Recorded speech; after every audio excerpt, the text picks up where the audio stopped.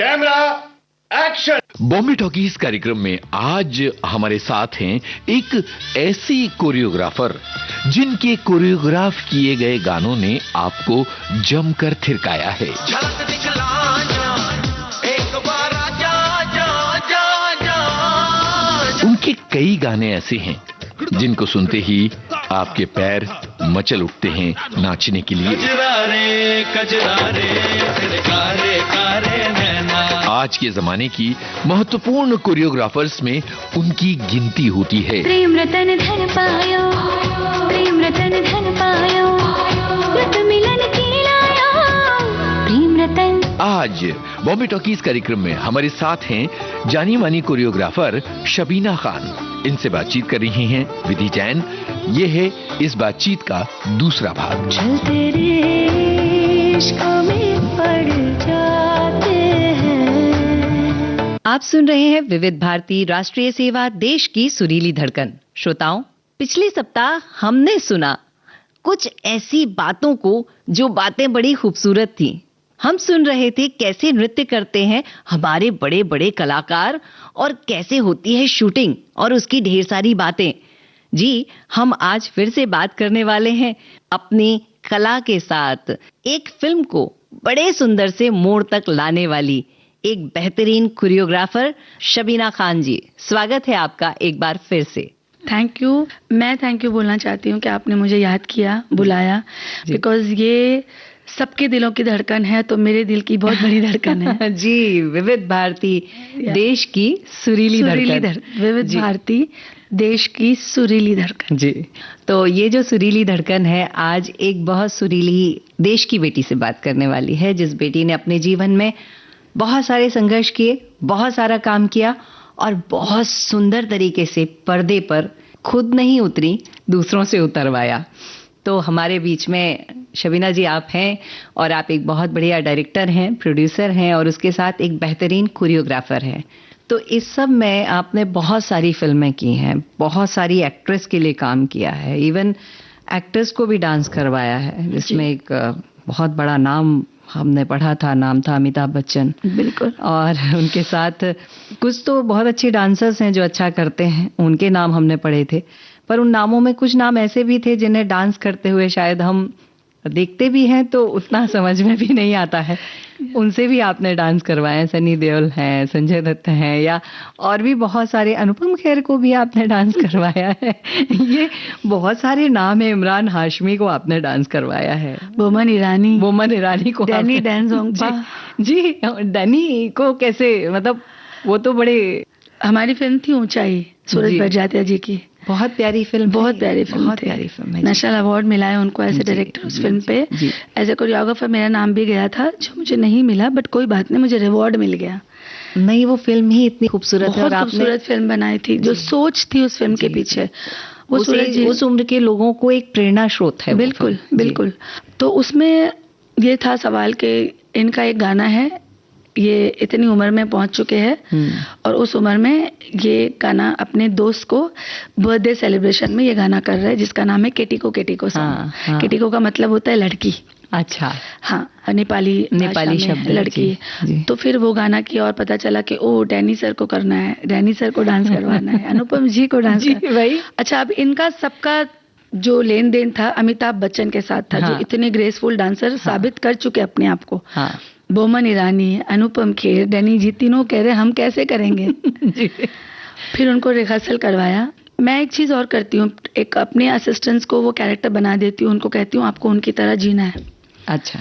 Rehearsal hall में हम ये प्रैक्टिस करते हैं। हाँ। मेरा एक असिस्टेंट अमिताभ बच्चन बन गया, एक डैनी बन गया, एक अनुपम खेर बन गया। हाँ, इम्प्रोवाइजेशन चलता रहता है। अब आप अपने कैरेक्टर के साथ जब हम एक्टर को करके दिखाएंगे, उनको अपना आप दिखना चाहिए उनके अंदर।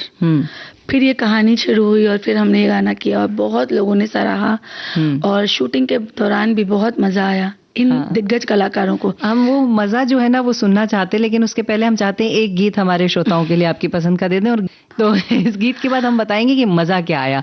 तो मैं चाहती हूँ कि आप मेरी तरफ से एक मेरा फेमस गाना जो मुझे बहुत पसंद है, अमिताभ बच्चन, डैनी डेंजोंगपा, बोमन ईरानी साहब के साथ अनुपम खेर जी, केटिको।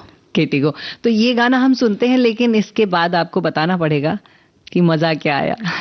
हमें भी उस मजे को, उस मजे वाली जिंदगी को जीना है। बिल्कुल बताऊंगी, हर एक कैरेक्टर के साथ आपको थोड़ा एक उस सफर पे ले जाऊंगी। जी जी, चलिए तो सुनते हैं ये प्यारा गाना केटी को। और केटी को का मतलब होता है लड़की, बिल्कुल पहाड़ी लड़की। बहुत बढ़िया। चलिए सुनते हैं ये गाना।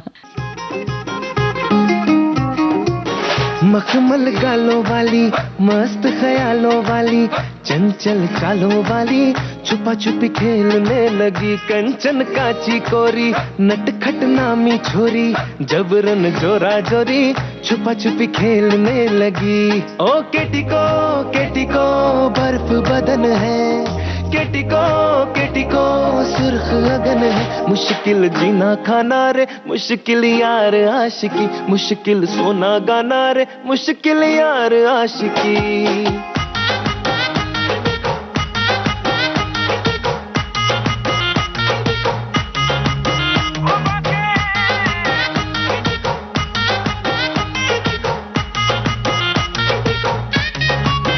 लंपट यारी जैसी, नर्तकी नारी जैसी, कटखनियारी जैसी, छुपा छुपी खेलने लगी, मखमल गालों वाली, मस्त ख्यालों वाली, चंचल चालों वाली, छुपा छुपी खेलने लगी।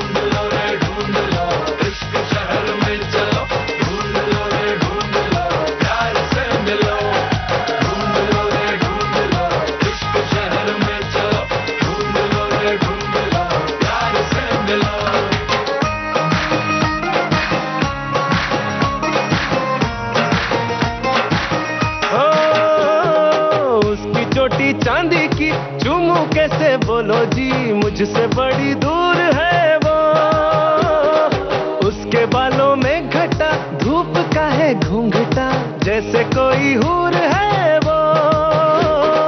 केटी को सर्द चुभन है, केटी को नरम छुअन है, मुश्किल जीना खाना रे, मुश्किल यार आशिकी, मुश्किल सोना गाना रे, मुश्किल यार आशिकी।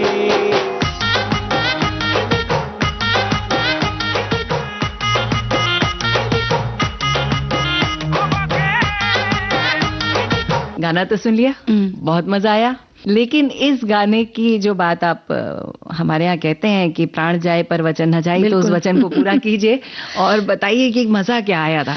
तो सबसे पहले अमिताभ बच्चन जी से शुरू करते हैं। अमित जी के साथ मैंने एज एन असिस्टेंट काम किया हुआ है। हाँ। मुझे गुड्डी बुलाते थे सेट पर। अच्छा। उन्हें लगता था मैं जय बहादुर जैसी थोड़ी लगती हूँ, तो बोलते थे गुड्डी इधर आओ। मेजर साहब फिल्म का एक गाना था जी, जो मैंने असिस्टेंट में किया था। नहीं, तो जब वो इस सेट पे आए जी, तो उन्होंने कहा हम तो काम कर चुके हैं साथ में, तुम बहुत छोटी सी होती थी, बड़ी हो गई। गुड्डी बड़ी हो गई। तो मैंने याद दिलाया कि सर मैंने इंडिपेंडेंट कोरियोग्राफी शुरू की तो आपके साथ भी एक गाना किया है। वो राम गोपाल वर्मा का एक गाना था कम्मो कम्मो। हाँ, एक गाना सुना हुआ है जी, अमिताभ बच्चन और संजय दत्त वगैरह। तो हाँ, अरे हाँ, तुम्हारे साथ तो काम किया है, बताओ क्या करना है। मास्टर जी, अब वो मुझे मास्टर जी बुलाने लगे। गुड्डी से मास्टर जी। वो अपनी 2 कुर्सी लेकर बैठ जाते थे, पैर पे पैर चढ़ाकर। अमिताभ बच्चन जब आपके सामने बैठा हो और आपने उनको करके दिखाना है, आप दिखाओगे मास्टर जी? ऐसे जी सर मैं करके दिखाऊंगी। तो मैं क्या लड़कों का डांस भी कर लेती हूँ, लड़कियों का भी कर लेती हूँ। जब मैं लड़कों का करती हूँ तो उसी अंदाज में करती हूँ, पूरा लड़का बन जाती हूँ। मैं उनको कर दिखाई और वो खड़े हो गए, बोले इस साला, अपने कमर पे हाथ रख दिया और मुझसे कहे हम। तो मैंने कहा, मुझे लगा कुछ गलती हो गई, मैं भागती हुई गई, सर क्या हुआ, कुछ स्टेप चेंज करना है, कुछ भी आप बताइए जो करना है। मैं नहीं। फिर वो चलकर आए मेरे साथ सेंटर ऑफ द स्टेज और कहने लगे, सर प्लीज बताइए क्या किया मैंने। कुछ तुमने इतना बढ़िया किया, अब मैं कैसे कर सकता हूँ इसको। मैं तो कर ही नहीं पाऊंगा जी। सोचिए उन्होंने मेरे कॉन्फिडेंस को कैसे बूस्ट किया। ये है लेजेंड अमिताभ बच्चन। ये बड़प्पन है। आप सिखाओ मुझे। और फिर उन्होंने मुझसे सीखा। अब बोले डैनी और अनुपम तुम सब आ जाओ, देखा तुमने? हाँ सर, हम तो रिहर्सल कर रहे 3 दिन से। तो ही सेड हाँ, मैंने भी कल रात घर पे रिहर्सल किया था। उन्होंने एक दिन रिहर्सल किया था घर पे। सोचो इस उम्र में उन्होंने घर बुला के हमें रिहर्सल किया जी। और सेट पे आके वो एकदम ऐसे हो गया और मेरा एनर्जी बूस्ट कर दी उन्होंने। कि जब अमिताभ बच्चन आपको ये कहता है, क्योंकि वो उनका तरीका है अपने मास्टर्स को डील करने का, उसी दिन वो परंपरा है। हाँ, गुरु को गुरु बनाने की। और वो मुझे मास्टर जी कहते थे। तो सेट पे सब ऐसे परेशान, क्योंकि मास्टर जी आजकल कोई नहीं कहता। कोरियोग्राफर्स को बहुत कम लोग कहते हैं जो जानते हैं कि मास्टर क्यों कहते हैं मास्टर को। फिर उन्होंने एक अपना व्लॉग लिखते हैं वो, उन्होंने अपने व्लॉग में मेरे बारे में लिखा। अच्छा। और उस बार लिखा कि एक नन्ही सी बच्ची थी जो मुझे सिखाती थी और आज वो मेरी मास्टर बन गई। और आज वो एक फीमेल जो पूरे सेट को चला रही है, 1000 लोगों के सेट को, और वो मुझे भी ऑर्डर दे रही है। मुझे बहुत पसंद आता है जब ऐसे हमारी बेटियां यहाँ तक पहुंच जाती है। क्या बात। तब वो मेरे एक असिस्टेंट ने कहा कि सर ने लिखा, और मैं बहुत ओवरवेल्म्ड हो गई, मैं बहुत रो पड़ी, क्योंकि यही अचीवमेंट होती है। वो चीज आपकी आंखों में अभी भी दिख रही है। कि मैं बहुत खुश हो गई। ये थे अमिताभ बच्चन, और फिर आते अनुपम खेर जी। हाँ, उनका तो जानना है। उनका जो कॉमिक टाइमिंग है उसको कोई बीट नहीं कर सकता। वो इतने कमाल के एक्टर है, और उसके वो रुला भी देते हैं, वो हंसा भी देते हैं एक ही पल में। पल में वो है। अब उनके लिए जो असिस्टेंट करके दिखा रहा था वो उस दिन आया नहीं, और मेरी एक लड़की असिस्टेंट थी एकता, और मैं अपनी लड़कियों को तैयार करती हूँ कि तुम्हें ये करना है, जब मैं कर सकती हूँ तो तुम भी करोगी, और उसने वो कर लिया। वो आई सेट पे, मैं अमित जी का करूँ तो उनका कर, और उस लड़की ने जब अनुपम खेर बन के दिखाया, पूरा सेट ताली बजाया, अनुपम जी सिटी बजाने लगे। बहुत खुश हुआ, बोले बस कमाल, अब मैंने ये करना है। और वो उछल उछल के सेट पे अपने स्टेप करते थे, और पूरा सेट। उस गाने में ऐसा होता था कि एक भी जूनियर और एक भी डांसर, जैसे शॉट खत्म होता है ना तो हम लोग बाहर निकल जाते हैं, डांसर निकल जाते हैं, हाँ सेट में आ जाएंगे, जूनियर्स बाहर ही नहीं जाते थे, सब वहीं रहते थे। मतलब कि 500 लोग वहीं खड़े हैं, 100-150 डांसर वहीं खड़े हैं, और एक्टरों की रिहर्सल चल रही है, और हर बात पे वो हंस भी रहे, वो ताली भी बजा रहे। और बूढ़े डांसर्स थे हमारे पास 60-70 के डांसर्स भी थे, और वो आगे आते थे और इनके साथ नाचने लग जाते थे। तो एक अलग माहौल था उस सेट पे। जी। और उसके बाद डैनी सर, हाँ उनका भी जानना है। वो तो बड़े अलग टाइप का किरदार है। वो सीधा बोल देते थे आके कि देखो बेटा, मैं भूल जाऊंगा, मुझे नहीं पता, तुमने करना है मेरे साथ। तो कैमरा के पास हम लोग उनके लिए डांस करते रहते थे, और वो कॉपी करते थे। बोमन ईरानी भी इतने बड़े कलाकार है, उनका भी एक अलग कॉमिक टाइमिंग चल रहा होता था, और वो बोलते थे, उनका एक पोर्शन था जिसमें उन्हें लड़की बनना था, तो मैं जो बोलते थे तुम करके दिखाओ मुझे, मैं तुम्हें कॉपी करूंगा। और फिर उनको केटी को ये दोनों इनको बोलते हैं, और ये लड़की की तरह अदायगी दिखाते हैं, और फिर मैं उनको करके दिखाती हूँ। तो ओवरऑल जो एक्सपीरियंस हम लेते हैं ना ऐसे लोगों के साथ, ऐसे कलाकारों के साथ काम करके, वो शायद मैं इतना बोलूं तो आप इमेजिन नहीं कर पाओ जो हमने जिया है। फिर भी हम कुछ प्रतिशत तक तो पहुंच गए। और फिर हमारे एक प्यारे से शर्मीले से डायरेक्टर साहब जो सूरज बरजातिया जी है, बड़ी सॉफ्टली बोलने वाले, बहुत ही सॉफ्ट, और वो जब आते हैं इन सबको देखते करते हुए, और वो मुझे ऐसे गले लगाते हैं, बहुत असर पे हाथ रखते हैं हर बार। बहुत अच्छा किया शबीना। तो ये कहानियां हैं जिनको हम जीते हैं, जिनके साथ हम सीखते हैं, कि इस उम्र में भी उनकी जो एनर्जी थी, जो सीखने की, बच्चों की तरह वो उछलते थे रिहर्सल पे, अरे एक बार, अरे मैं गलत कर दिया, अरे मैंने, वो भूल जाते थे कि उनकी उम्र क्या है। जी। मैं कहती थी सर आराम से, नहीं करना है। वो जो बचपना, बहुत मजा जी। हमने उनसे सीखा कि कलाकार की कोई उम्र नहीं होती, कलाकार कभी बूढ़ा नहीं होता कभी। वो हमेशा एक छोटा बच्चा ही होता है। तो आप गाना देखिए, आपको पता चले उसमें। हाँ, उस गीत को देखने के बाद मजा हमको भी आया था। हम सब भी उसके साथ थोड़ा डांस किए थे कि जब ये डांस कर सकते हैं तो हम तो कर ही नहीं सकते। मैंने आपसे बात कर ली एक्ट्रेसेस के बारे में, यानी अभिनेत्रियों के बारे में। आपने हमारे पुराने जो दिग्गज हैं उन अभिनेताओं के बारे में भी बता दिया। एक अभिनेता है जिनकी हर फिल्म में शबीना का नाम लिखा ही हुआ है। साथ में शुरुआत कहाँ से हुई उनके साथ, और उसके बाद फिर शायद कोई फिल्म बीच में ऐसी थी ही नहीं जिसमें आप नहीं थी। तो आप समझ गई हैं मैं किस विषय पे बात कर रही हूँ। तो मैं चाहती हूँ वो विषय आप खुद ही शुरू करें और हमारे श्रोताओं को बताएं। सबसे पहले मैं ये बताऊं, आप बात कर रही हैं मेरे, जिसे मैं जिंदगी में मैं कुछ लोगों को अपना मेंटोर गुरु मानती हूँ जी, और मेरी जिंदगी की हर एक सफलता का जरिया मानती हूँ। उनमें अगर सूरज बरजातिया है तो उसमें एक बड़ा नाम है सलमान खान ऑल्सो जी, जिन्हें मैं भाई बुलाती हूँ जी, बहुत मोहब्बत से, और बहुत जब हाथ उठाती हूँ उनके लिए दुआ करती हूँ जी, क्योंकि आज भी जो आप उनका रूप बाहर देखते हैं जी, वो 5% भी नहीं है जो वो दुनिया के लिए करते हैं जी, 5% भी नहीं है। तो सलमान भाई का और मेरा काम जो शुरू हुआ, मेरी पहली film as an assistant choreographer थी खामोशी, गणेश हेगड़े के साथ। खामोशी द म्यूजिकल जर्नी। यस, जो मैंने पहले कहा आपसे कि स्टेज के बाद जब मैं कोरियोग्राफी में आई, जो मुझे गणेश आचार्य जी ने डांस करते हुए देखा, हमारा एक हॉल होता था मंगला हॉल, वहां पे जो डांस करते हुए देखा वो गणेश हेगड़े साहब के ही गाने का डांस कर रही थी मैं। अच्छा। गणेश हेगड़े की जो पोनी है वर्मा, जो बहुत बड़ी कोरियोग्राफर है, वो उनकी असिस्टेंट होती थी उस वक्त, वो मेरी सीनियर है और उन्होंने मुझे बहुत सिखाया है। उनके एग्जाम्स होते थे तो गणेश हेगड़े साहब को ये फिल्म मिली थी खामोशी, जिसमें वो कोरियोग्राफी कर रहे थे। उनकी पहली फिल्म थी, मतलब स्टेज करते थे वो, और संजय लीला बंसाली थे और ये एक लड़की असिस्टेंट ढूंढ रहे थे। तो उस फिल्म में पोनी वर्मा जी ने भी एज एन असिस्टेंट किया और फिर मुझे भी मौका मिला जी एक स्केड्यूल करने का जी। और मेरे पहले हीरो थे सलमान खान। ओके। जबकि मुझे पता भी नहीं था कि ये सलमान खान है, क्योंकि उस वक्त घर में टीवी नहीं होता था, हम फिल्में नहीं देख रहे होते थे, हमें इतना पता नहीं था। हाँ। स्कूल में थे हम, आप उस चीज को इतना समझते भी नहीं थे। एक्टिंग इंस्टीट्यूट में थे, सीख रहे थे जी। और फिर उस फिल्म को करने का मौका मिला तो मुझे लगा कि ठीक है, पर डे इतना पैसा मिलेगा, हम गोवा चले गए। हम पैसे के लिए गए थे। चलो, वही मास्टर है जिन्होंने स्टेज पे मेरे साथ किया है। हाँ। कंफर्टेबल है हम, मास्टर जी समझते हैं गणेश हेगड़े साहब, कोई दिक्कत नहीं है, दिक्कत नहीं है। मम्मी ने कहा बेटा चलो करते हैं, देख लो क्या है। तो हमने गाने उनके साथ में किए और मेरा पहला हीरो सलमान खान, और उसमें नाना पाटेकर जी भी थे और मनीषा कोइराला थी। बहुत तो मेरी प्यारी फिल्म है, बहुत प्यारी फिल्म जी। वो फिल्म के बाद मैं 6 महीना एग्जाम्स के लिए वापस आ गई, मेरे एग्जाम्स हुए और उसके बाद स्टेज करने लगी और फिर गणेश आचार्य जी के साथ फुल फ्लेज में फिल्म में शूट किया। तो वो खामोशी में जब सलमान खान को पहली बार आपने डायरेक्ट किया तो व्हाट यू रियलाइज कि वो बहुत अच्छे डांसर हैं या बहुत अच्छे एक्टर हैं? He was a very charming personality on set for me. हाँ, भारत की बहुत सारी लड़कियां 90 के दशक में सलमान खान का पोस्टर अपने कमरे में लगाती थी। जो मुझे, मतलब छोटी है लड़की तो मुझे बड़े प्यार से बिहेव करते थे, क्या जो बता दो क्या करना है।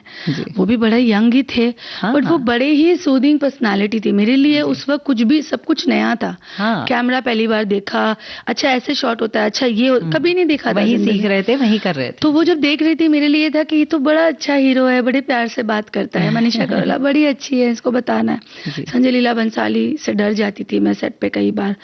नाना पाटेकर जी से डर जाती थी, बट काम करने आए थे, बस इतनी समझ तो थी नहीं जी। सिर्फ सलमान खान इसलिए याद है कि he behave really well with मी।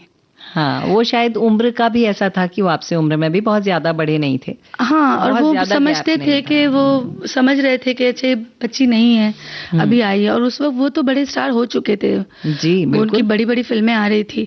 उसके बाद मैं वापस आ गई, उसके बाद में सलमान भाई का, अब उसके बाद जब मैं कोरियोग्राफर बनी तो काफी वक्त तक मेरी मुलाकात नहीं हुई, क्योंकि मैं जब कोरियोग्राफर बनी, एक नियम होता है कि आप जाके सबसे मिलते हो जिनके साथ आपने काम किया है।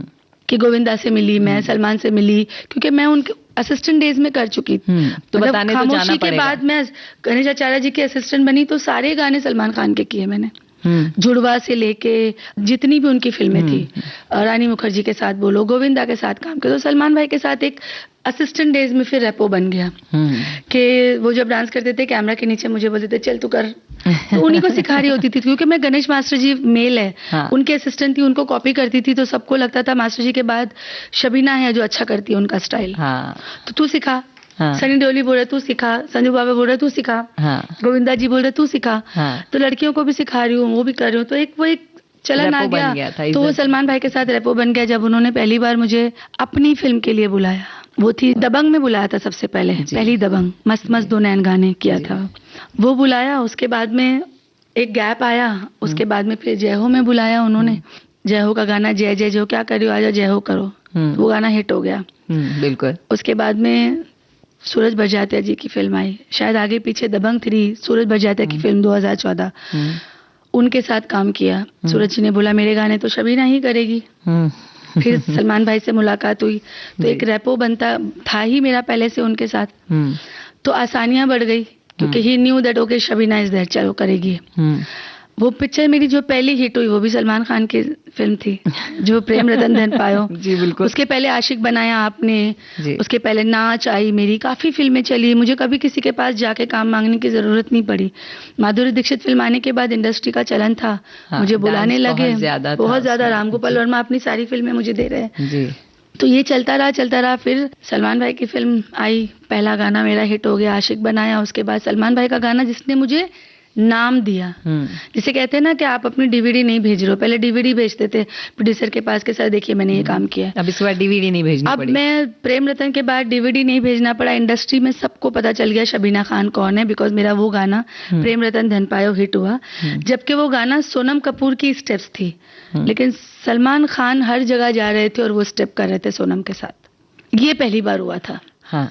सलमान भाई बोलते थे अरे लड़की का स्टेप मुझसे करा रहे हर जगह, and he used to do also because he was doing it. वो हिट, वो ऑरा क्रिएट हो गया था, ऑरा क्रिएट हो गया। और वो स्टेप आज भी यूट्यूब में वो गाना सबसे ज्यादा, कई लोग रील्स भी उस पे बहुत बनाते हैं। उसी पे रील बनी, दब स्मैशेस बने, मैं हिट हो गई जी, मेरा करियर चल पड़ा। तो वो सलमान खान थे। फिर दबंग, हुड़ दबंग जब आया, उन्होंने जो वो मेरे पैंट की जेब में उंगली डाल के, वो तो गणेश आचार्य जी ने किया था। जी जी, 2 गाने उन्होंने किए। जब तीसरी दबंग का आया तो उन्होंने मुझे दिया ये गाना। अच्छा, कि शबीना करेगी, तुम करो ये गाना। अरे वाह। फिर वो स्लीव्स के साथ में मोमेंट हिट हुआ। अच्छा, तो फिर उन्होंने एक चलन हो गया कि वो उन्होंने कभी मुझे फीमेल कोरियोग्राफर की तरह देखा ही नहीं है। उन्होंने हमेशा मुझे एक सेंसिबल कोरियोग्राफर देखा। मतलब मेल फीमेल से परे एक कोरियोग्राफर, एक कोरियोग्राफर है जो जज्बात समझती है, जो फैमिली बैकग्राउंड से आती है, ये फैमिली समझती है। तो मुझे ट्यूबलाइट का गाना दिया उठा के, कबीर खान को बोला ये गाना तो नाच मेरी जान शबीना करेगी, उसको दो। तो वो मुझे हमेशा एक ऐसा गाना अपनी फिल्मों में दे देते बुला के जो उन्हें लगता है शबीना करेगी। तो ये बहुत अच्छी बात है ना, साथ लेके चल रहे हैं। और साथ सिर्फ इसलिए नहीं लेके चल रहे कि करना है, इसलिए चल रहे हैं क्योंकि ही नोज कुवत है, काबिलियत है। काबिलियत को देख के उन्होंने मुझे बुलाया। राधे में उन्होंने गाना दिया जी। उसके बाद राधे का कौन सा गाना था आपका? जो परदेसिया सॉन्ग का रिमिक था जैकलिन का और सलमान खान का। हाँ, वो बहुत खूबसूरत, वो गाना मुझे दिया बुला के। तो एक बेस्ट गाना वो मुझे बुला के दे देते। और उन्हीं की वजह से आई थिंक जब एक मेगा स्टार आप पे भरोसा करता है ना, तो आपके लिए आसानियां हो जाती है जी। बाकी लोगों को लगता है यार सलमान खान की कोरियोग्राफर, तो वो एक चलन चल गया, मुझे बोलने लगे सलमान खान की कोरियोग्राफर, सलमान खान की कोरियोग्राफर, सलमान खान की कोरियोग्राफर। तो एक गीत जो आपने और सलमान खान ने साथ में किया है, यानी शबीना खान और सलमान खान का साथ का गाना है, वो कोई एक गीत जो आप कहेंगे वो हम हमारे श्रोताओं को जरूर सुनाना चाहेंगे, आपकी पसंद का, आपकी ख्वाहिश से? सलमान भाई का एक हमारा साथ में किया हुआ गाना जो मुझे बहुत पसंद है, सभी गाने पसंद है नाच मेरी जान एक गाना है, बहुत पेपी नंबर है जी। तू मेरा हुक्म का इक्का, तू ही मेरी क्रिकेट का छक्का, मैं अलादीन तू मेरा जिन, मैं अधूरा तेरे बिन, तू मेरी बोनी का सिक्का, तू ही दिलदार मेरा पक्का, तू अलादीन मैं तेरा जिन, मैं अधूरा तेरे बिन, मैं किसी से कम नहीं, तूने सिखाया जीने का नुस्खा, यही तूने बताया, नाच मेरी जा ओके मगन तू, छोड़ के सारे किंतु परंतु, नाच मेरी जा ओके मगन तू, छोड़ के सारे किंतु परंतु, मार छलांगे झूले गगन तू, छोड़ के सारे किंतु परंतु, नाच मेरी जा ओके मगन तू, छोड़ के सारे किंतु परंतु,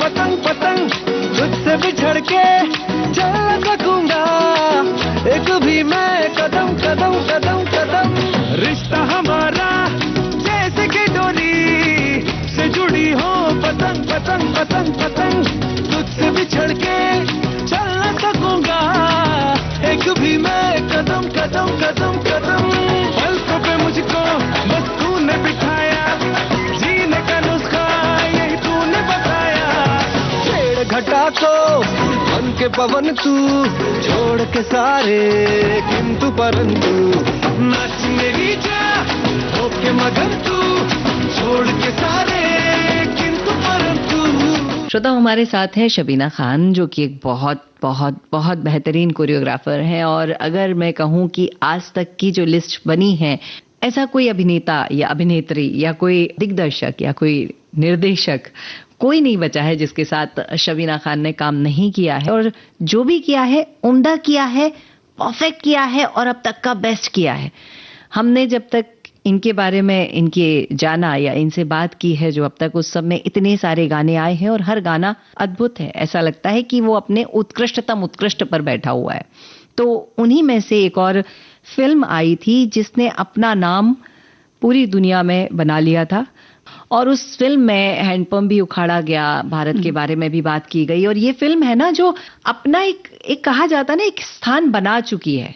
और कई सालों बाद वापस वो फिल्म आती है। और शायद जब ये फिल्म आई थी तब शबीना खान बहुत छोटी सी रही होंगी, और जब ये दोबारा ये फिल्म आई तब शबीना खान जो है वो कोरियोग्राफर बन चुकी हैं। और ये फिल्म इनके हाथ में आती है। फिल्म का नाम है गदर 2। ये फिल्म कैसे आपके हाथ में आई, और जो गाना अपने आप को पहले ही स्थापित कर चुका है, उस गाने को फिर से नए कलवर के साथ प्रेजेंट करना इतना आसान नहीं होता। क्योंकि उस गाने को हमने देखा था एक स्कूल के बड़े से ऑडिटोरियम में मंच पे नाचते हुए। अब उस गाने को आप सड़क पे, यानी एक स्थान पे, एक आंगन में नृत्य करवा रही हैं। तो थोड़ा सा अगर वहां तक हमें ले जाए तो। पहले सवाल का जवाब ये है कि गदर, हाँ, जब गदर रिलीज हुई थी 2020 से 21 में, तब मैं असिस्टेंट कोरियोग्राफर थी गणेश मास्टर जी के साथ जी। इस फिल्म को किया था जय बोराडे साहब ने। जय बोराडे हमारे बहुत फेमस कोरियोग्राफर, जो सूरज बरजातिया की सारी फिल्म, बहुत बड़े कोरियोग्राफर, बहुत बड़े कोरियोग्राफर थे। हम साथ साथ हैं भी, हम साथ हैं। मैंने प्यार किया, उनकी लास्ट फिल्म थी विवाह। हाँ, उसके बाद मैंने ज्वाइन किया सूरज बरजातिया को। एक विवाह आपके पास आया था जी। उसके बाद से मैंने राजश्री प्रोडक्शन को ज्वाइन किया। तो जब गदर 2 कैसे आई, अनिल शर्मा जी जो हमारे बहुत ही दिग्गज, बहुत ही माने हुए डायरेक्टर है, उनके बेटे की एक फिल्म आई थी जीनियस, उसमें उन्होंने मुझे 2 गाने दिए थे। अच्छा। जब उन्होंने मेरा काम देखा तो उन्होंने कहा कि बड़ी फिल्म करेंगे साथ में। अच्छा। और जब गदर फिल्म आई तब उन्होंने मुझे बुलाया, मुझे कहा ये फिल्म तुमने करनी है। अच्छा। तो उन्हें लगा था 2-3 गाने देंगे। मैंने कहा सर मैं पूरी फिल्म करूंगी, और पूरी फिल्म एक ही फिल्म करूंगी। ऊंचाई की शूटिंग चल रही थी मेरी। ऐसा ऊंचाई पूरी फिल्म मैंने अकेले खुद की है। ये फिल्म भी पूरी करने दो मुझे, और मेरा पूरा वक्त आपका। आप जब बुलाओगे, सुबह शाम 3 बजे, रात को 4 बजे सुबह, जब बुलाओगे मैं आपके साथ करूंगी, पूरी फिल्म करूंगी। मतलब उतने दिनों में मैं कुछ और काम नहीं करूंगी, क्योंकि इस फिल्म की डिमांड होनी चाहिए। क्योंकि ये फिल्म इतनी बड़ी हिट थी, 22 साल बाद रिलीज हो रही है, यू नो। और चैलेंज ये था इस फिल्म के साथ कि 22 साल के बाद आज की ऑडियंस सोशल मीडिया को लेकर बहुत अलग है। अगर 40% पुराने लोग ये फिल्म देखेंगे तो 60% आज के लोग देखेंगे, जो उस वक्त पैदा हुए होंगे और आज 22 साल के होंगे, 25 साल के होंगे, या 27-28 साल के होंगे। तो ये ऑडियंस तो यही मेन है अपनी, 65-70%। तो मैंने काम तो बहुत मेहनत की इस फिल्म पे, एक एक गाने को तराशा। और सवाल ये था कि आज की ऑडियंस को, पिक्चर बनी है हमारी 1970 के ऊपर, बहुत पुराने समय की बात है ये। 70s के ऊपर फिल्म बनी है, अंदाज 70s का है, कैरेक्टर 70s के, गाने 70s के अंदाज में, खुशबू उसी समय की है, सब कुछ उसी समय का, लेकिन दिखाना आज की ऑडियंस को है। और पुरानी ऑडियंस भी डिसअपॉइंट नहीं हो कि अरे यार ये क्या कर दिया नहीं कोरियोग्राफर ने। हाँ, हमारा पुराना वाला अच्छा था। तो ये जो ख्याल थे ना, ये मेरी रातों की नींद उड़ गई थी। और मैंने इतनी मेहनत की इस फिल्म को लेके कि हर एक गाना मोती के दाने की तरह निकल कर आए। मैं निकला गड्डी लेके, जो आपने कहा आंगन के अंदर किया, वही चैलेंज था। सनी देओल उस वक्त, सनी देओल इस वक्त। उम्र का भी अंतर है, लेकिन क्योंकि सनी सर के साथ मैंने असिस्टेंट डेज में काम किया है, हमारी एक रेपो थी। और मैंने उनसे कहा कि सर ये सिग्नेचर मूवमेंट, सबने कहा सिग्नेचर मूवमेंट अलग करते हैं। सर नहीं सर, सिग्नेचर मूवमेंट वो मत करिए। कोई और कोरियोग्राफर बोलता मैं करता हूँ मेरी स्टेप। यहाँ पे आपका ईगो नहीं आना चाहिए। अच्छा, जय मास्टर जी को एक मुझे श्रद्धांजलि देनी है। उन्होंने जो बनाया था स्टेप हाथ का, गड्डी लेके, वही स्टेप रखेंगे। उनके बेटे का जो रोल अभिनय निभा रहे थे उत्कर्ष शर्मा, जो अनिल शर्मा जी के बेटे, उनको मैंने अलग स्टेप दिया। मैंने कहा कि वो 70s का बच्चा है, तो उनको मैंने स्टेप दिया राजेश खन्ना वाला, क्योंकि वो बच्चा होता है राजेश खन्ना का और उसका दीवाना। और फिर वहां जाके ये गाना बना। और अगर आप पूरी फिल्म के गाने देखो, उसमें 2 गाने नए एक्ट कलाकारों के साथ निभाए गए थे जो सबसे बड़े हिट हुए। एक गाना था चल तेरे इश्क में, चल तेरे इश्क में, बहुत पसंद किया यूथ ने। उसमें ये दिखाया है कि वो लड़की पाकिस्तान की मुसलमान फैमिली से ताल्लुक रखती है, ये बच्चा हिंदुस्तान से जाता है, उनका अफेयर होता है, और लड़की पाकिस्तान की ईद के दिन डांस कर रही है। तो हमने चिलमन बनवाई, क्योंकि मुझे पता है ना, बहुत खूबसूरत सेट था वो। चिलमन बनवा के, चिलमन के अंदर वो लड़कियों के साथ नाच रही है, चिलमन के बाहर लोग ईद, और पाकिस्तान के अंदर ये गाना हो रहा है, ऐसा दिखाया है। और हिंदुस्तान की ऑडियंस उसको देख रही है। तो वो गाना इतना सुपर हिट हुआ कि लोग आज गदर के बाद फौरन चलते रहे इश्क में कहते हैं गाना, इतना खूबसूरत। और उत्कर्ष शर्मा का एक गाना हिट हुआ था जो झूम झूम गाना था। तो हिंदुस्तान में, हिंदुस्तान के बाहर पूरी दुनिया के लोगों ने, तो मैं ये कह रही हूँ फिर से कि मेहनत, कंसिस्टेंसी, लगन, और बार बार एक चीज को सोचना, करते रहना, रातों की नींद गंवाना, बेचैन रहने से ही आप गदर 2 जैसी फिल्म को दर्शा सकते हो। फिर से वही बात, मेहनत तो करनी पड़ेगी। आपको हर बार साबित करना पड़ेगा। आप बैठ नहीं सकते पीछे। यानी कि आपने इतनी बड़ी बड़ी सुपर डुपर हिट दे दी, बहुत सारे अवार्ड्स आपने ले लिए, लेकिन जब गदर 2 सामने आई, ऊंचाई में इतने सारे बुजुर्ग वय लोगों को भी आपने काम करवा लिए। यानी वो बुजुर्ग वय नहीं बोलना चाहिए, वो दिग्गज बोलना चाहिए। दिग्गज, भारत के वो सबसे बढ़िया कोहिनूर हैं, उन सबको आपने काम करवा लिया। और उसके बाद, क्योंकि इन्होंने उस समय जो काम करके दिया है 70-60 से लेके 80-90 के दशक तक, और उसके बाद भी वो करते ही जा रहे हैं, पर वो जो किया है वो तो खैर बात ही अलग है। और उनसे काम कराने के बाद गदर 2 में भी वही पसीना बहा रहे हो, एसी कमरे में बैठे हो, लेकिन पसीना तो आ रहा है। बिल्कुल। तो हमें मेहनत करनी चाहिए, ये बात, ये सीख हमारे छोटे छोटे जो श्रोता हैं उन तक बात पहुंचनी चाहिए, और पहुंचती है। इतने सारे लोगों के साथ डांस किया, इतने सारे लोगों को काम कराया, राजपाल यादव एक नाम आता है। मेरा पहला हीरो। मेरी पहली फिल्म का पहला हीरो। अच्छा। बिल्कुल, मैं माधुरी दीक्षित बनना चाहती हूँ। मैं हीरो तो राजपाल यादव ही थे जी। तो मैं तो उनके जिंदगी भर अभी भी मिलती हूँ तो बोलती हूँ मेरा पहला हीरो।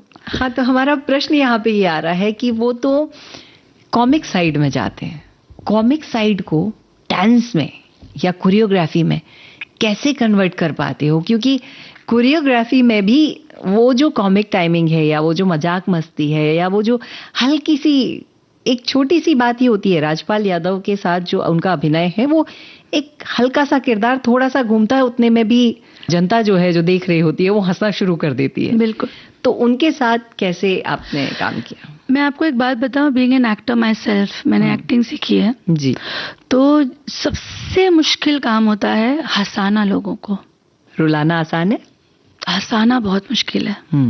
और वही काम मैंने कहा ना, जैसे ऊंचाई में केटी को मैं अनुपम खेर के बारे में कह रही थी मैं, वैसे ही राजपाल यादव है। जितना बंदा उछल उछल के हंसाता है, वो उतना रुला भी देता है आपको 1 मिनट के अंदर। और जिसके अंदर एक रिदम है, जिसके अंदर कॉमिक टाइमिंग होती है, उसके अंदर रिदम होता है। तो डांस करना तो बाएं हाथ का खेल है। अच्छा। उसके बाद मैंने उनके 2-3 गाने किए जिनमें उन्हें नचाया है, और वो बराबर टाइमिंग पे डांस करते हैं। क्या बात। बिल्कुल। तो ऐसे बढ़िया बेहतरीन अभिनेता अभिनेत्रियां भी हमारे यहाँ पे हैं। आपने कुछ साउथ के डांसर्स के साथ भी काम किया? काफी काम किया है ना, साउथ के अभिनेताओं के साथ, अभिनेत्रियों के साथ काम किया। तो क्या अंतर है बॉलीवुड और दक्षिण भारत की काम में? जिस वक्त मैंने काम किया, मैं बात कर रही हूँ 2012-13 की, मैं इतना काम करती थी वहां पर कि मुझे मुंबई आने का वक्त नहीं मिलता था जी। तमन्ना, कार्तिक, सूर्या, पवन कल्याण, ऐसे कई नाम हैं जिनके साथ मैंने काम किया। एक चीज जो मैं उस वक्त वहां देखती थी, डिसिप्लिन।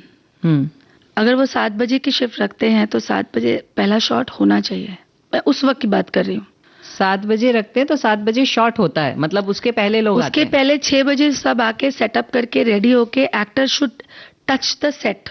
मतलब एक्टर 5 बजे आके मेकअप करा के तैयार होकर बैठा होगा। अगर आप वो डिसिप्लिन देखा है कि मैंने डायरेक्टर को पैकअप करते हुए देख लिया कि एक एक्टर सिर्फ 10 मिनट लेट आया तो ही कॉल्ड मी असिस्टेंट के साथ, मैंने एक्टर के साथ रिहर्सल किया, शॉट दिखाया डायरेक्टर को और डीओपी को, शॉट की रिहर्सल हो गई, बस टेक बोलने वाले, हीरोइन ने गाउन उतारा, बोला पैकअप। बड़ी हीरोइन, मैं नाम नहीं लूँ, क्यों? He said, Amma, you entered in the set at 7:10. So tomorrow we roll this at 7. 7 means 7. 7 pack up. She started crying. He said, no problem. So ये इसे आप रूडनेस नहीं बोलते हो, इसको कहते हो कि आपको कभी कभी जब चीजें सीधी करनी होती है तो थोड़ा सा अलग रास्ता अपनाना होता है. वही किया. नेक्स्ट डे 6:30 पौने 7 में वो लड़की बैठी हुई थी वहां पे, जबकि उसकी गलती उस दिन भी नहीं थी, लेकिन ये एक तरीका है उनका काम करने का. लेकिन अब हमारे यहाँ पे भी मैंने ये देखा है कि हम वक्त पे काम शुरू कर देते हैं. अच्छा. तो और कहते हैं ना कुछ एक्टर बहुत लेट आते हैं, बट लोगों को ये नहीं पता कि वो लेट आने के बाद भी 8 घंटे का काम 4 घंटे में खत्म करके देके निकल जाते हैं, क्योंकि वो उतना क्विक है. एब्सोल्युटली. हाँ. तो अब जब इतनी अच्छी बात चल रही है तो एक गाना और बनता है, क्योंकि हम तो इंफोटेनमेंट वाले हैं, इन्फॉर्मेशन भी देते हैं और एंटरटेनमेंट भी करते हैं. तो एंटरटेनमेंट के लिए कौन सा गाना हमारे श्रोताओं को सुनाना चाहेंगे? मेरा बहुत फेवरेट गाना गदर 2 का चल तेरे इश्क में खो जाते हैं. क्या बढ़िया, बहुत खूबसूरत सा गीत है. तो ये गीत हम हमारे श्रोताओं तक पहुंचाते हैं और हम आपके काम के इश्क में खो जाते हैं उतनी देर के लिए. बहुत खूबसूरत काम किया शबीना जी, बहुत बढ़िया. तो चलते हैं इस गीत की तरफ. जो भी फैसला है तेरा वो मुझको बता दे,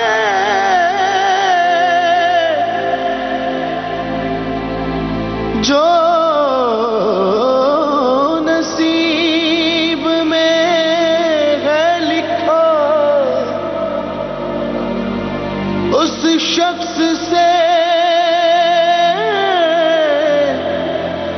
मिला दे, मिला दे, मिला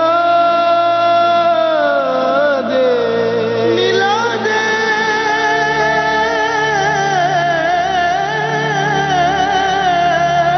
मैं दुआ के बाद जब भी आँखों को खोलूं मेरे हमनवा का मुझे चेहरा दिखा दे, दिखा दे. ताना ना दे रे नू नू, ताना ना रे, ताना ना दे रे नू नू, ताना ना रे, ताना ना दे रे नू नू, ताना ना रे, ताना ना दे रे नू नू, ताना ना रे. फिर से एक बार उजड़ जाते हैं, फिर से एक बार उजड़ जाते हैं, चल तेरे इश्क में पड़ जाते हैं, चल तेरे इश्क में पड़ जाते हैं, फिर से एक बार बिखर जाते हैं, फिर से एक बार बिखर जाते हैं, चल तेरे इश्क में पड़ जाते हैं. हाँ, चल तेरे इश्क में पड़ जाते हैं.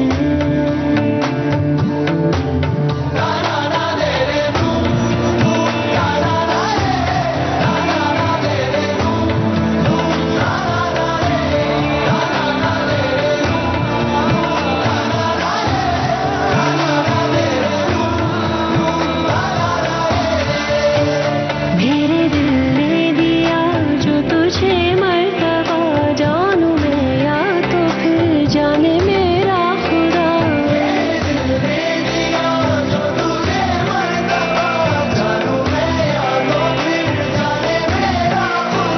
तेरी ओर सनम अब ये मेरे कदम बढ़ना चाहते हैं, चल तेरे इश्क में पड़ जाते हैं, ओ चल तेरे इश्क में पड़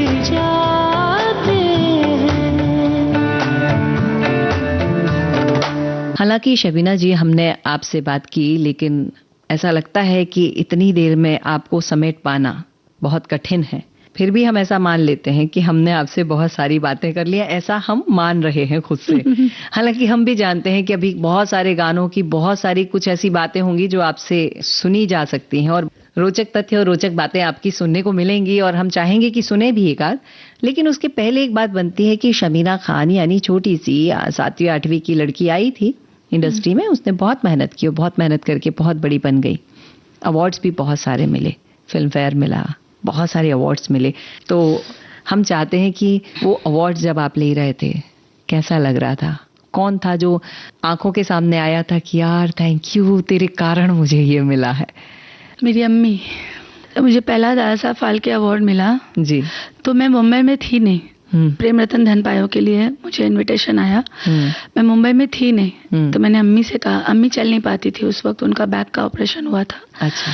तो मैंने कहा अम्मी तुमको जाना पड़ेगा, ये तुम्हारा अवार्ड है। क्योंकि जिंदगी भर से मैंने सोच के रखा था कि जब भी अवार्ड मिलेगा मैं अकेले नहीं जाऊंगी स्टेज पर, माँ को साथ लेके अम्मी को ले जाऊंगी, क्योंकि ये उनका अवार्ड है। हर एक कदम चली मैं थी, बट दिल और दिमाग उनका था। मुझे इतनी तरीके से सलीके से पालना, इस तरह बनाना, इतना सोच समझ के चलने वाली लड़की, बचपन में हमें क्या पता होता है? कुछ नहीं पता होता है। हमारी माएँ होती है जो हमें, और उस जनरेशन के बच्चों को कुछ नहीं पता होता था। एग्जैक्टली, हमारे पास टीवी नहीं, रेडियो नहीं, ये हम सिर्फ अपनी माँ को सुनते थे, उसको देखते थे, उस जैसे बनना चाहते थे। बाल तुम्हारे लंबे हैं, मुझे भी बाल लंबे चाहिए, तुम ऐसी थी। मेरी माँ मेरी हीरोइन है, मेरा बाप मेरा हीरो है। हम यही थे ना उस जनरेशन। कई बार ऐसा होता था, पूछते थे बड़े होके क्या बनना है? तो मम्मी बनना है, मम्मी बनना है या टीचर बनना है। हमारी टीचरें भी हमारी बहुत बड़ी, आजकल वक्त बदल गया है, लेकिन हमारी टीचरें हमारी पहली बात रोल मॉडल होती थी हमारी टीचर। हमारे सर, हमारे टीचर, हमारे ट्यूशन टीचर, यही होता था। तो मैंने हमेशा सोचा था अम्मी को ले जाऊंगी और उनके हाथ में अवार्ड दूंगी और फिर उनको बोलूंगी मुझे अवार्ड दे। तो कई बार ऐसा भी हुआ, मैं पहुंची और मुझे अवार्ड नहीं मिला, किसी और को मिल गया। मैं स्पीच रेडी करके गई, नॉमिनेशंस में मैं थी। तो जब ये अवार्ड मिला, देखो कुदरत ने भी मेरे मैनिफेस्टेशन को कैसे हाँ किया। कहते ना हम जो मानते हैं वो ही मिलता है कुदरत से। मैं मुंबई में हूँ नहीं, बैंगलोर में शूट कर रही हूँ, फोन आया आपको अवार्ड मिल रहा है, वो भी ओरिजिनल दादा साहब फाल्के अवार्ड। क्या बात है। तो अम्मी को फोन, अम्मी बोले बेटा मैं जा नहीं पाऊंगी। मैंने अपने भाई को फोन किया, ऐसे बेटा व्हील चेयर पे ले जाना अम्मी को, पर लेके जाना, बट लेकर जाना, मैं चाहती हूँ अम्मी जाए। मेरी अम्मी गई, उन्होंने वो दादा साहब फाल्के अवार्ड लिया और वहां पे उन्होंने बोला मेरी बेटी के लिए मैं ले रही हूँ। वो अवार्ड मेरी माँ को मिला है, कम से मेरा अवार्ड नहीं है वो। तो उस अवार्ड को मैं बहुत अलग नजर से देखती हूँ।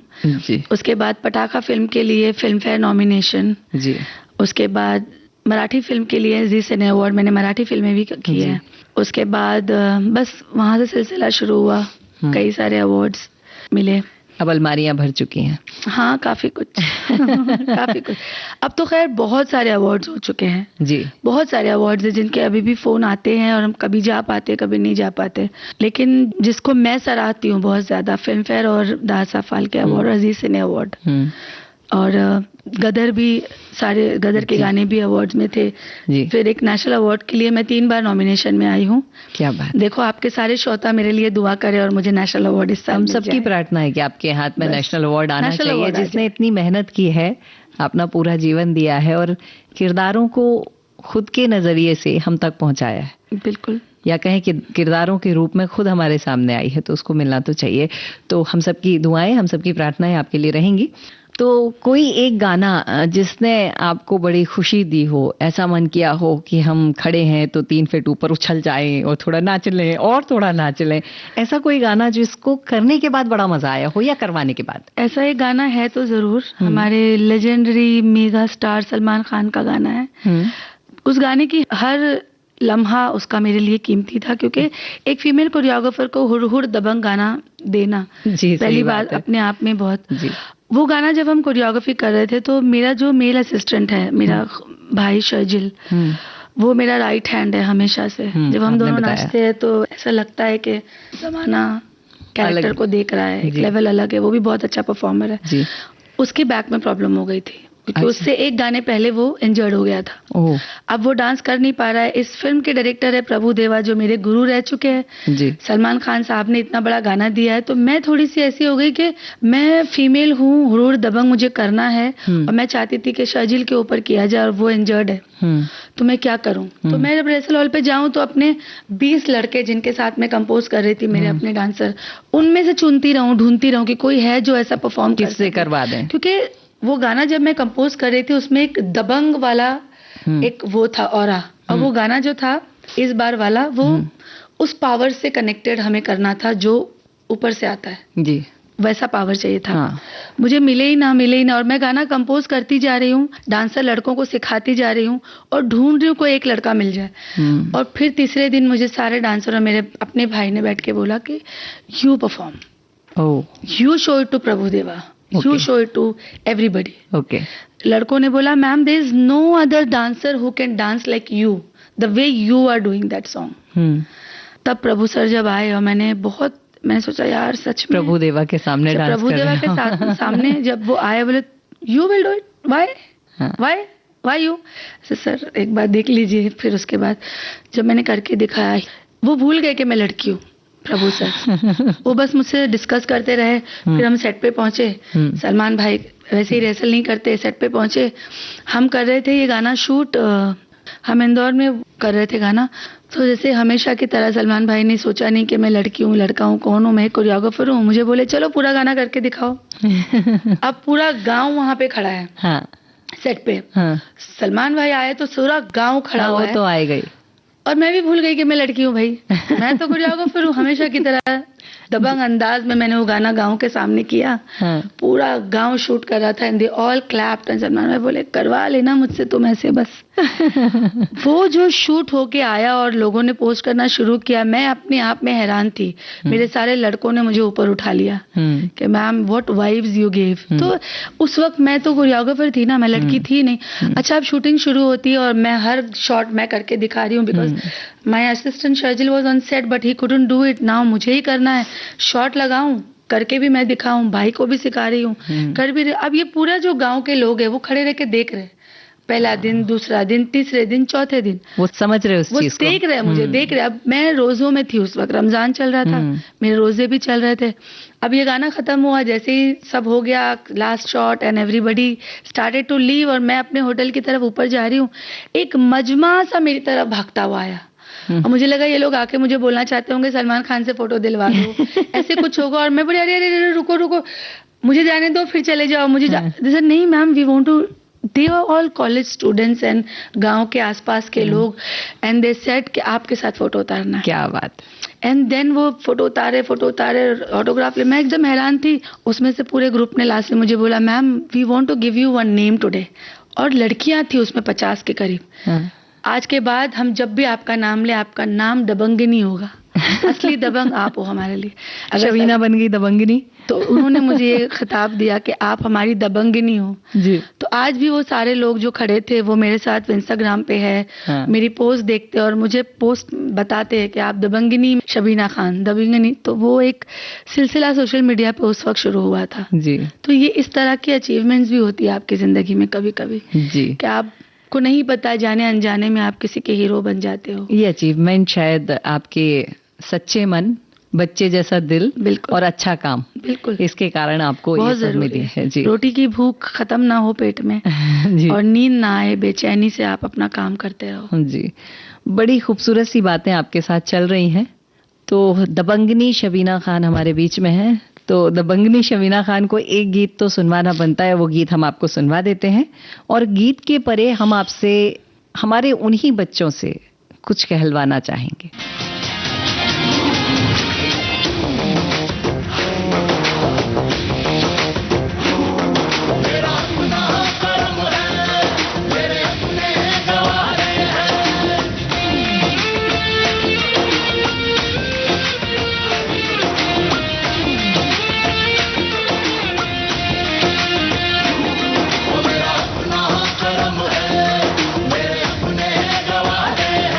मेरे अपने